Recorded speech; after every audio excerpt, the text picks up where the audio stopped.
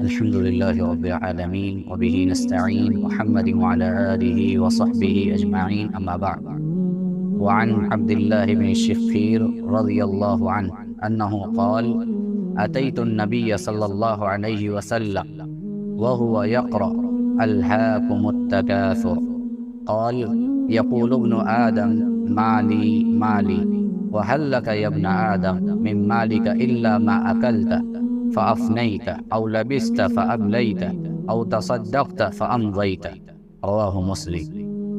حضرت عبداللہ ابن شخیر رضی اللہ عنہ سے روایت ہے، کہتے ہیں کہ میں نے نبی کریم صلی اللہ علیہ وسلم کی خدمت میں حاضر ہوا تو دیکھا کہ آپ سورۃ التکاثر کی تلاوت کر رہے تھے۔ الہاکم التکاثر تلاوت فرما رہے تھے آپ۔ پھر آپ نے فرمایا: انسان کہتا ہے میرا مال میرا مال، حالانکہ اے انسان تیرا مال ایک تو وہ ہے جو تو نے کھا کر ختم کر دیا، یا دوسرا وہ ہے جو پہن کر بوسیدہ کر دیا، یا تیسرا وہ جو صدقہ کر کے آگے آخرت کے لیے چلا دی۔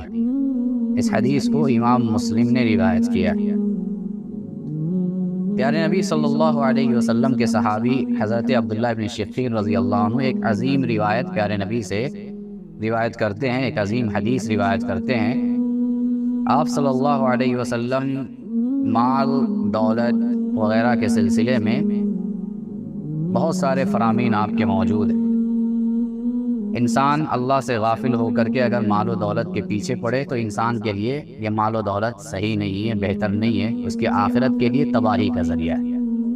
عبداللہ بن شخیر رضی اللہ عنہ کہتے ہیں کہ ایک مرتبہ میں پیارے نبی صلی اللہ علیہ وسلم کی خدمت میں حاضر ہوا تو دیکھا کہ آپ قرآن مجید کی تلاوت کر رہے ہیں، اور تلاوت میں سورۃ التکاثر کی تلاوت آپ فرما رہے تھے۔ الہاکم التکاثر حتی زرتم المقابر۔ کیا مطلب ہے اس سورت کا؟ اللہ رب العالمین فرماتا ہے کہ کثرت کی خواہش نے تمہیں غافل کر دیا یہاں تک کہ تم قبرستان جا پہنچے۔ یہ کثرت کیا ہے؟ یہ عام ہے کسی بھی چیز کے بارے میں، کثرت مال، کثرت اولاد، کثرت اعوان و انصار، جتنی چیزیں ہو سکتی ہے اس کثرت کی خواہش نے انسان کو کیا کیا؟ اللہ سے غافل کر دیا، دین سے غافل کر دیا، شریعت سے غافل کر دیا۔ حتی زرتم المقابر، یہاں تک کہ یہ غفلت ایسی چھائی کہ انسان قبرستان پہنچ گیا اور اس سے پہلے یہ غفلت ختم ہونے کا نام نہیں۔ تو یہ انسان کی گویا اس سورت کے اندر یا ان دو آیتوں کے اندر جو کثرت مال یا کثرت اولاد کی جو خواہش ہے، جو آرزو ہے، جو حرص ہے، جو لالچ ہے، اس کو اللہ رب العالمین نے بیان کیا ہے۔ اتنی حرص، اتنی لالچ یا کثرت کی اتنی خواہش انسان کے حق میں مفید نہیں ہے، بطور خاص اس وقت جب انسان شریعت سے غافل ہو کر کے ان چیزوں کی خواہش میں پڑ جائے۔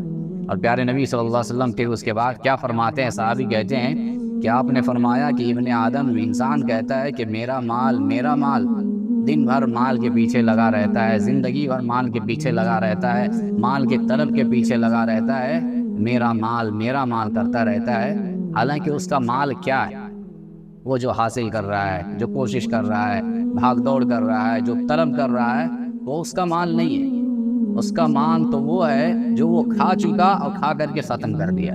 ابھی جو اس کے پاس بچا ہوا ہے اس کا مال نہیں ہے، جو وہ کھا چکا ہے، ختم کر چکا ہے کھا کے، وہ اس کا مال تھا، اپنا مال وہ کھا چکا۔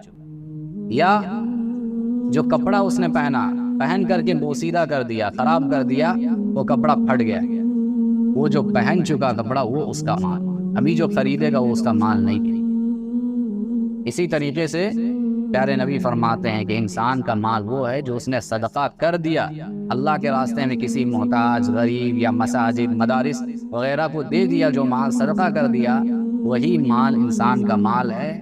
باقی جو کچھ اس کے پاس باقی ہے وہ اس کا مال نہیں ہے۔ گویا پیارے نبی صلی اللہ علیہ وسلم فرماتے ہیں کہ مال کے پیچھے انسان جو اتنا بھاگ رہا ہے شریعت کو پسے پوش ڈال کر کے، وہ انسان کے حق میں بہتر نہیں ہے۔ اور حدیث کا آخری ٹکڑا خاص طور پر مجھے اور آپ کو جو پیغام دیتا ہے، جو تعلیم دیتا ہے، وہ کیا ہے کہ انسان کو کثرت سے صدقہ و خیرات کرتے رہنا چاہیے، کثرت سے صدقہ و خیرات کرتے رہنا چاہیے کہ ہمارے پاس یہ جو دھن ہے، یہ جو دولت ہے، یہ کام نہیں آنے والا ہے۔ کام وہی آئے گا جو ہم نے اللہ کی راہ میں صدقہ کر دیا ہے۔ وہ ہمارے لیے ذخیرہ آخرت ہے، جو ہم نے صدقہ کر دیا وہ ہمارے لیے کام آئے گا، اسی سے ہماری آخرت بنے گی۔ پیارے نبی صلی اللہ علیہ وسلم ایک دوسری حدیث میں مال کے سلسلے میں دیکھیے کتنی زبردست بات بیان فرماتے ہیں۔ آپ کہتے ہیں کہ 2 بھوکے بھیڑیے جنہیں بکریوں کے ریوڑ میں بھیجا جائے بکریوں کو اتنا نقصان نہیں پہنچاتے۔ 2 بھوکے بھیڑیے بکریوں کے ریوڑ میں انہیں بھیجا جائے تو وہ بکریوں کو اتنا نقصان نہیں پہنچاتے ہیں جتنا نقصان آدمی کے مال اور جاہ کی حرص اس کے دین کو نقصان پہنچاتی ہے۔ یہ ترمذی کی روایت ہے اور بڑی عظیم روایت ہے، جس سے یہ پتہ چلتا ہے کہ انسان اگر آنکھ بند کر کے اللہ اور رسول سے غافل ہو کر کے مال کے پیچھے پڑ جائے تو یہ مال انسان کو ہلاک کر کے چھوڑتا ہے، اس کے سوا اس کا کوئی اور مصرف نہیں۔ تو ضروری ہے کہ ہم مال ضرور حاصل کریں، لیکن اس کے وجہ سے ہماری شریعت پہ کوئی رکاوٹ نہیں آنی چاہیے، عبادات میں کوئی خلل نہیں آنا چاہیے، یا شریعت کے اصولوں کا ہمیں پس پوش نہیں ڈالنا چاہیے۔ دعا ہے کہ رب العالمین قابل عمل باتوں پر عمل کرنے کی توفیق عطا فرمائے۔